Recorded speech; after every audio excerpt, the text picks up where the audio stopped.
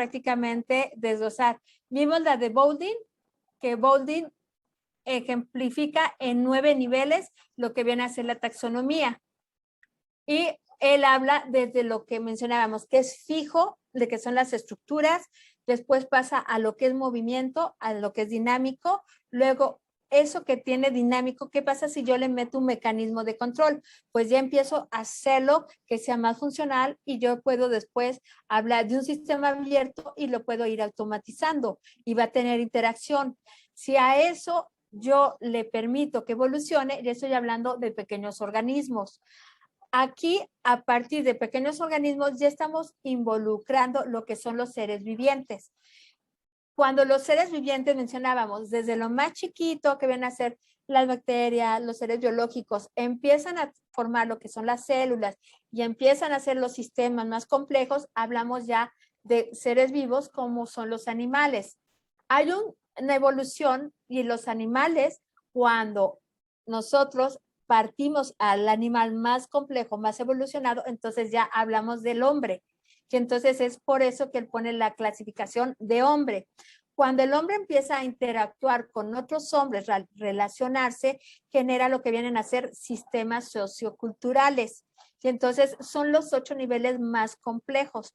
Pero ojo, todo ser vivo, hablando de hombre, humano, que tiene una lógica, un razonamiento, un pensamiento y tiene emociones, necesita algo más allá que trascienda. Y es el 9º nivel. Habla ya de un Dios, algo que trasciende. Y entonces prácticamente es Boulding el más complejo, pero el más completo, porque esto nos permite entonces ya transferirlo a la vida. Ok, pues sí, en la sociedad hay puentes, hay sistemas, hay rutas, hay mercados. Entonces, vemos que cada uno de estos define diferentes sistemas para nosotros poderlos clasificar. Entonces, de aquí nosotros lo podemos trasladar a lo que viene a ser una empresa. Ok, ¿por qué? Porque va a haber empresas de productos o servicios y van a ser desde lo más simple, que pueden ser pequeñas empresas o familiares, hasta empresas transnacionales muy complicadas.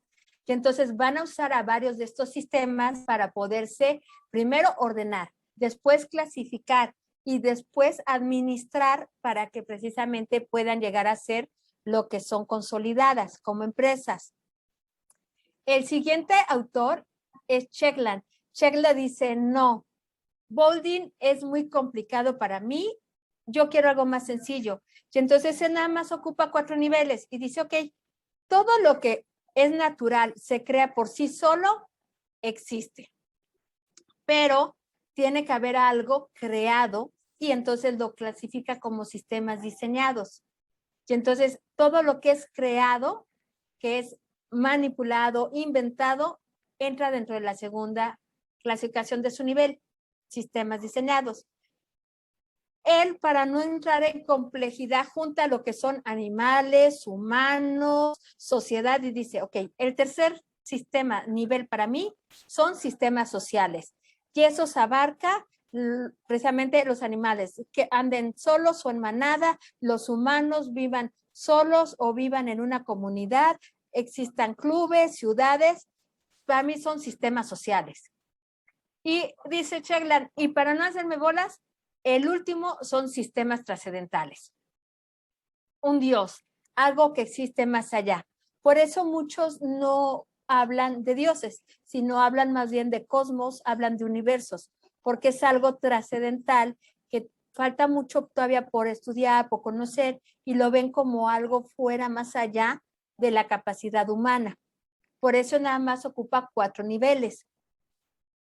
Viene otro autor y dice, ok, está bien lo que dice yo, lo que dice Boulding, lo que dice Checkland, pero para mí, Jordan, solamente van a existir 3 niveles.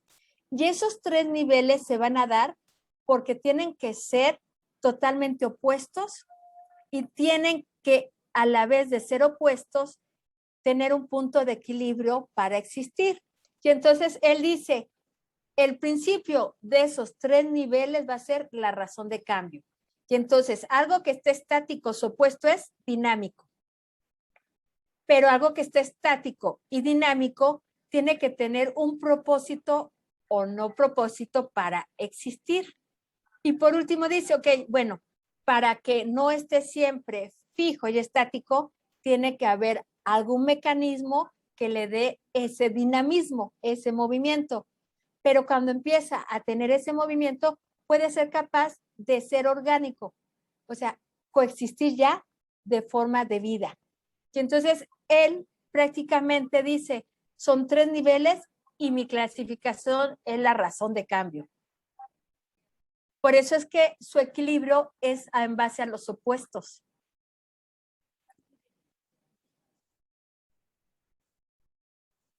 Y el ejemplo que veíamos era precisamente el sistema de conexión de redes, de puentes, porque a la vez de ser una estructura que es algo estático, tiene comunicación y es algo dinámico.